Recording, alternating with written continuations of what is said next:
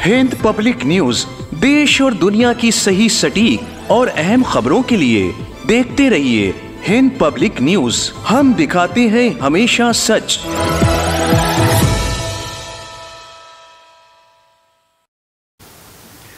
मैं अगर जद में हूं तो इतना खुशगुमान न हो, चराग सबके बुझेंगे, हवा किसी की नहीं।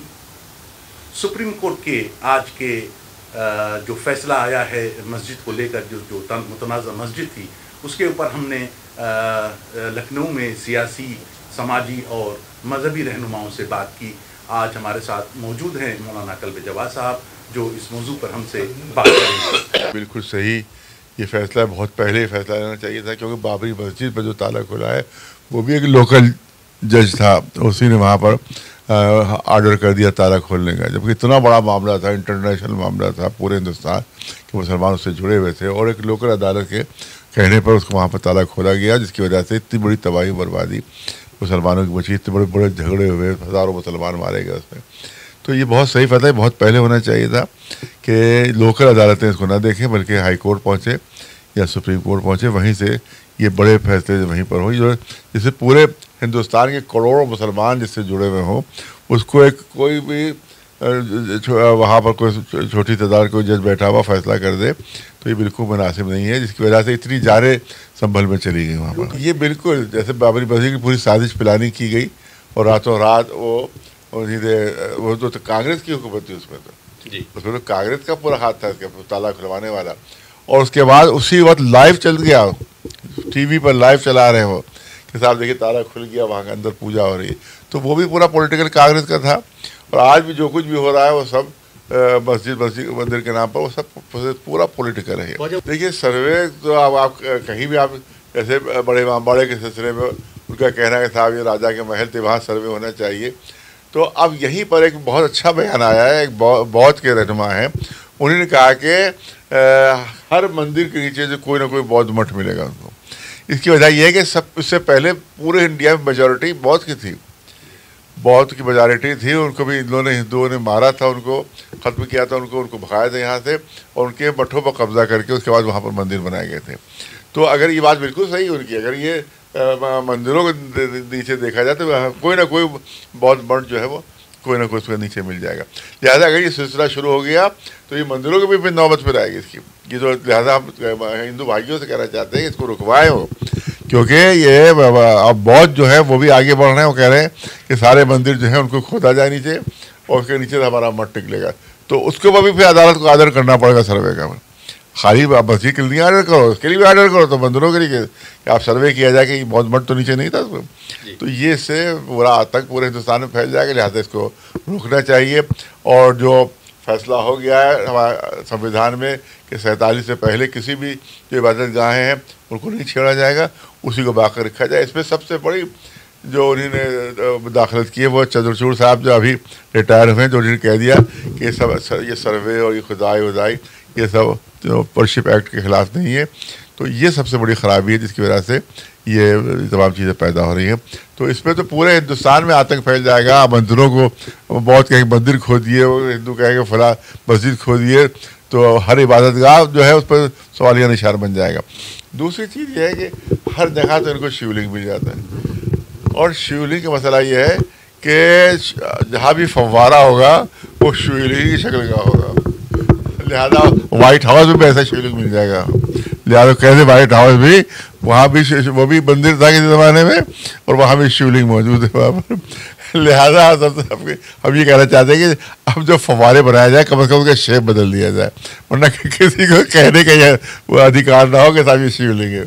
तो हर फव्वारा शिवलिंग के देखा जाए तो वो शिवलिंग दिखाई देगा आपको, उसी से फ़ायदा उठाया कहते हैं शिवलिंग है आपके ऊपर। तो आप कहते हैं तो आपको वहाँ व्हाइट हाउस में भी यही शिवलिंग मिलेगा। बिल्कुल ये बहुत शानदार फैसला है, क्योंकि सर्वोच्च न्यायालय में जो जजेस हैं उन्होंने भारत के संविधान की उस धारा का पालन किया है जिसमें ये लिखा है कि वो कोई व्यक्ति अगर ऐसा एक्ट करता है जिससे शांति भंग का अंदेशा हो, या कोई ऐसा बयान या कोई ऐसा फैसला जिससे शांति भंग का अंदेशा हो, और दो गुट आपस में झगड़े या मारपीट हो या लड़ाई की नौबत आए, तो इसमें शांति भंग का अंदेशा होता है, तो इसमें पुलिस को कार्रवाई करना पड़ती है कि पुलिस दोनों पक्षों पर 151 लगाती है कि दोनों पक्ष पाबंद हो जाएं कि वो लड़े ना।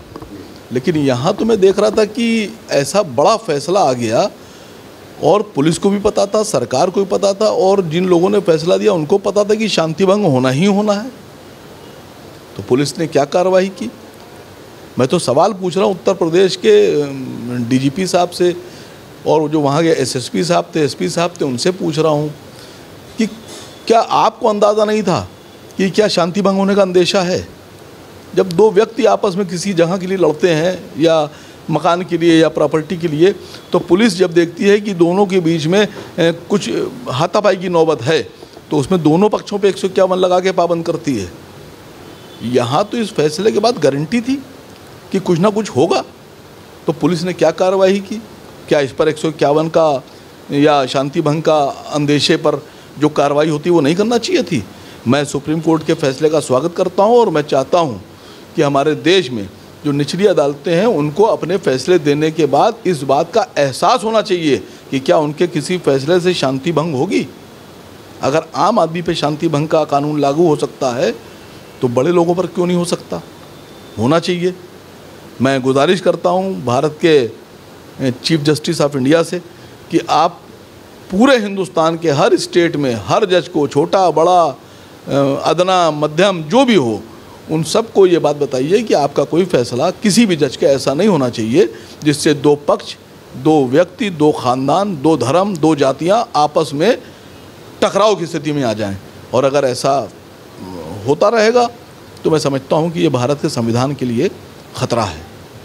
संभल की जामा मस्जिद केस के सिलसिले में सुप्रीम कोर्ट का जो आज फैसला आया है वो निहायत ही अहम और काबिल मुबारकबाद फैसला है। इसका हम सब लोग खैर मकदम करते हैं, वेलकम करते हैं।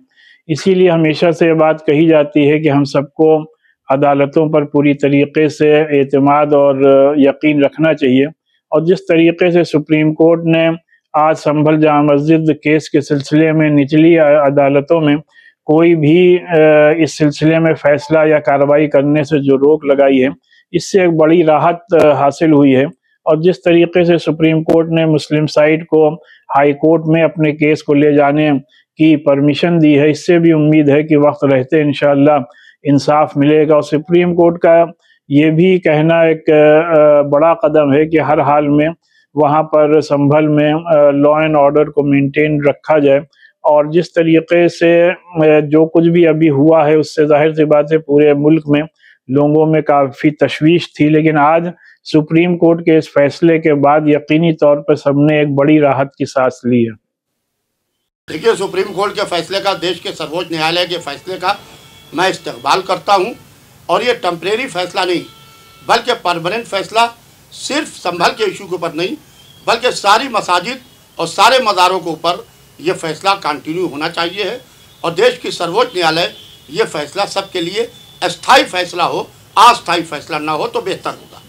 देखिए, जिस तरीके से जुडिशरी में फैसले आ रहे हैं, लोगों का जुडिशरी के ऊपर से इसमें विश्वास हट जाएगा। इसलिए कि मंदिर मस्जिद हो, गुरुद्वारा हो, इमामबाड़ा हो, चर्च हो, शनिगाह हो, यहाँ के ऊपर आदमी मन की शांति के लिए जाता है। जब हर जगह से हार जाता है तब मंदिर और मस्जिद जाता है। आप मंदिर और मस्जिद को कंट्रोवर्सी के अंदर खींचिए, ये गलत है। हर मस्जिद के नीचे आप एक शिवलिंग ढूंढ रहे हैं। What is this? ये क्या है? ये सेहतमंद मुल्क की अलामत नहीं है। इसके ऊपर हुकूमतों को गौर करना चाहिए, चाहे सूबाई हुकूमतें हों चाहे केंद्रीय हुकूमत हो। बात बेरोजगारी पर कीजिए, बात गरीबी पर कीजिए, बात जहालत पर कीजिए। आप बात मंदिर और मस्जिद पर करके पूरे मुल्क के नौजवानों के मुस्तकबिल को गुमराह किया जा रहा है और आग में झोंकने की और एक खूनी होली खेलने की फिर से तैयारी है। जैसे संभल में खूनी होली खेली गई, उसी तरीके से खूनी होली खेलने की फिर से एक तैयारी इसके ज़रिए से शुरू हो रही है। देखिए, जजेस सरकार के द्वारा अपॉइंट होते हैं। अब मैं किसी के ऊपर पूरी टिप्पणी ना करते हुए मैं देश की अदलिया को भरोसा करते हुए ये कहूँगा कि हिंदुस्तान के अंदर चाहे मुसलमान फ़िरक़े के लोग हों चाहे हिंदू फ़िरक़े के लोग हों, दोनों का ख्याल करें, दोनों की आस्थाओं का, दोनों की भावनाओं का ख्याल करें और जो भी फैसला करें ऐसा ना करें कि जैसे बाबरी मस्जिद के इशू के ऊपर पूरे मुल्क के अंदर एक अफरा तफरी का माहौल था, फिर हमारे मुल्क में एक अफरा तफरी का माहौल बने और दूसरे ममालिक हमारे मुल्क की इस अफरा तफरी और इस हिंदू मुस्लिम जो यकजहती है ये टूटने लगे तो उसके ऊपर हंसी और मजाक उड़ाएं। जितने लोग मरे हैं उनके लिए क्या आप क्या डिमांड करते हैं सरकार की तरफ से, उनकी फैमिली के लिए क्या किसी तरह से प्रोत्साहन राशि मिलना चाहिए उन्हें? मैं बाकायदा सरकार से मुसलसल ये डिमांड कर रहा हूँ अपने मीडिया के हवाले से कि बाकायदा जो लोग मरे हैं संभल में या जहाँ जहाँ पर जो लोग मरे हैं धार्मिक झगड़ों में, बाकायदा सरकार एक सरकारी नौकरी का इंतज़ाम करे उनके परिवार के लिए और दूसरे वहाँ के ऊपर उनको कम से कम 25-25 लाख रुपए का इंतज़ाम करें। बेशक ये सोची समझी साजिश है और जिस तरीके से अजमेर में ख्वाजा मोइनुद्दीन चिश्ती के मज़ार पर जहाँ मुसलमानों से ज़्यादा हिंदू जा रहा है वहाँ के ऊपर उसको ये कहना कि इसके नीचे मंदिर है, इसके नीचे शिवलिंग है, बड़े अफसोस की बात है, बड़े अफसोस की बात है। और ख्वाजा मोइनुद्दीन चिश्ती जिन्होंने एकता का संदेश दिया, जिन्होंने एकता का मैसेज दिया, शाह हुसैन बादशाह हुसैन इमाम हुसैन अलैहिस्सलाम इंसानियत के रहबर थे। आज भी वहाँ दीन अस्त हुसैन दीपना अस्त हुसैन इमाम हुसैन अलैहिस्सलाम के हवाले से बात होती है। लिहाजा मज़ार हो या मस्जिद हो या मंदिर हो, उसको कंट्रोवर्सी में अगर से खींचा गया तो ये सेहतमंद मुल्क की अलामत नहीं है। Sarwar Hussain, Hind public news, Lucknow.